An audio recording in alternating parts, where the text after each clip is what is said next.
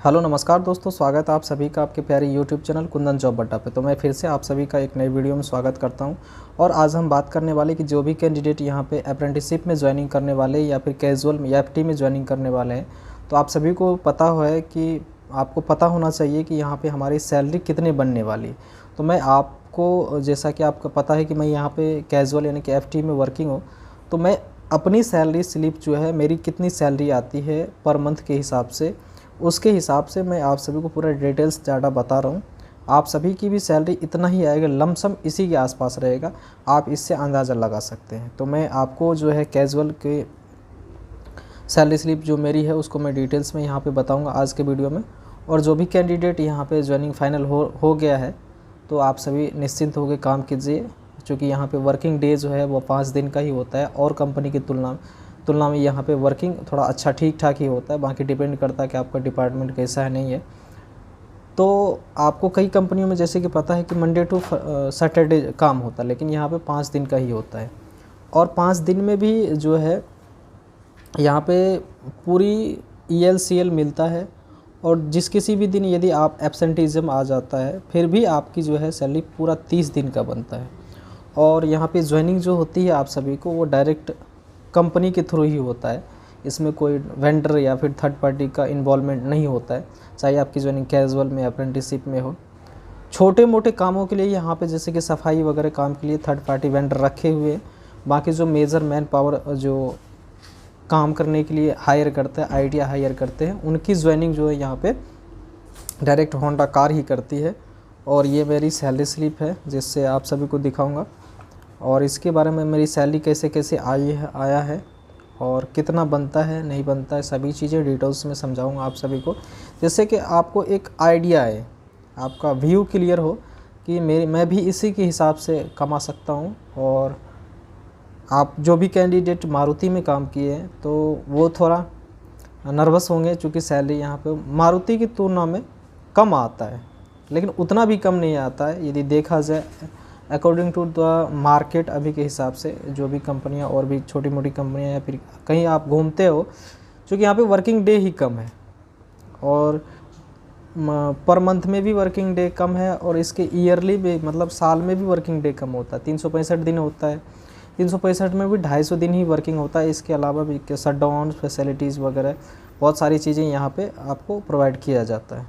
तो मैं आपको सभी चीज़ें इस सैलरी स्लिप में जो भी चीज़ें बेसिक्स सैलरी क्या है, आपको डिडक्शन किस प्रकार से हुआ है, मेरा सभी चीज़ें मैं स्क्रीन पे लेके जाता हूं और आप सभी को दिखाता हूं, जिससे कि आप सभी को सभी चीज़ें डिटेल्स में समझ में आए। तो स्क्रीन पे बने रहिए आप लोग। तो मैं ले आया हूं आप सभी को मोबाइल स्क्रीन पे, जहां पे मैंने सैलरी स्लिप की कॉपी स्कैन कर रखी है। और यहाँ पर कंपनी का नाम आ जाएगा होंडा कार्स इंडिया लिमिटेड। ये कंपनी का एड्रेस जो है, जो कंपनी का हेड ऑफिस का एड्रेस है, कंपनी का हेड ऑफिस जैसे कि plot number A1 sector 4041 Surajpur Kasna और गौतम बुद्ध ग्रेटर नोएडा के अंदर है। ये मई मंथ की हमारी सैलरी स्लिप है।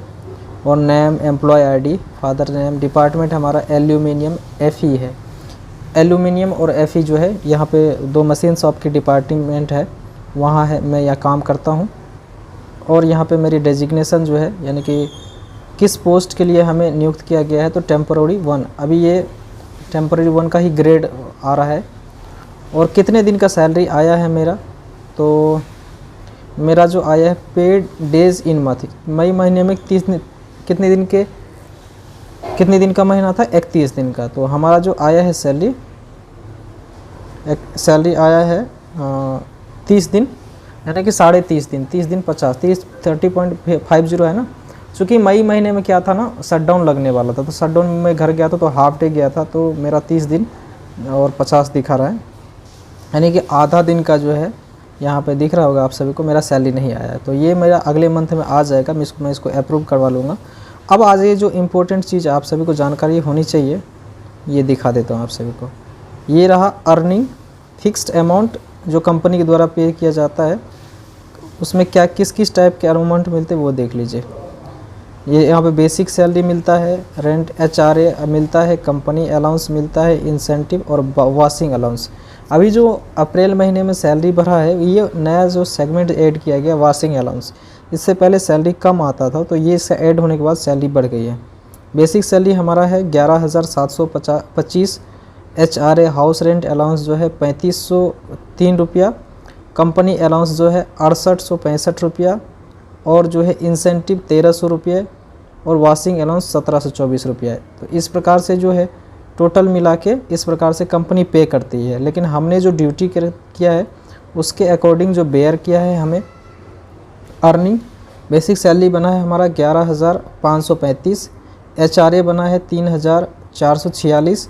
कंपनी अलाउंस मिला है 6,754 रुपया 28 पैसे। इंसेंटिव मिला है 1,279 रुपया 3 पैसे। वाशिंग अलाउंस 1,696 रुपया 19 पैसे। और एरियर वाला जो ये सेगमेंट होता है, एरियर मतलब पिछले मंथ में किसी भी प्रकार की आपकी कोई बकाया है तो एरियर सेगमेंट में आपका आ जाएगा। इस प्रकार से हमारा पूरा जो टोटल पेमेंट बनता है 11,535 रुपया बेसिक सैलरी। HRA 3446 रुपया 50 पैसा। कंपनी अलाउंस जो है 6754 रुपया। इंसेंटिव और वाशिंग अलाउंस, इस प्रकार टोटल मिला के हमारा जो सैलरी बन जाता है 24,711 रुपये 88 पैसे हमारा सैलरी बनता है कंपनी के अकॉर्डिंग। तो ये हमने जो ड्यूटी करा 30.5 दिन में 30 दिन और हाफ डे में हमारा जो सैलरी बना है।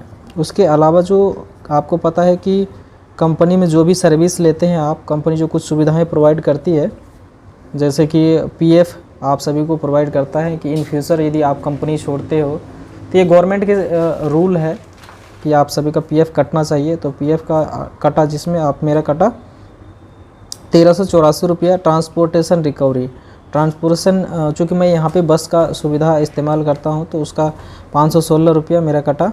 और अदर डिडक्शन, ये अदर डिडक्शन जो अभी नया सेगमेंट ऐड किया गया है, इससे पहले ना होंडा कार में मेडिक्लेम एक वो सुविधा दी जाती थी। लेकिन अभी जैसे ही आप सभी को पता है कि कई जगहों पे लेबर प्रोटेस्ट हुआ था, यानी कि मजदूर ने स्ट्राइक किया था, तो उसके बाद कंपनी ने नया ESI फैसिलिटी ऐड किया है। तो पहली मंथ ही ऐड हुआ था, तो इसी कारण से मेरा थोड़ा ज़्यादा कट गया। तो इस प्रकार से तीनों मिलाकर कैंटीन का भी कटता है। और गैस के वजह से जो गैस का क्राइसिस आ रखा था ईरान और इजराइल के युद्ध के कारण से, जैसे कि आप सभी को पता भी होगा, जो गैस इंपोर्ट नहीं हो पा रहा था हमारे देश में, तो उसके कारण से गैस का आप कई जगहों पर रेट भी बढ़ रखा था। तो उस कारण से गैस कैंटीन का पैसा कंपनी का नहीं काट रही थी, यानी कि फ्री ऑफ कॉस्ट खाना खिला रही थी। ये 2-3 महीना तक चलेगा। इस प्रकार से हमारा डिडक्शन जो हुआ 2434 रुपया। हमारा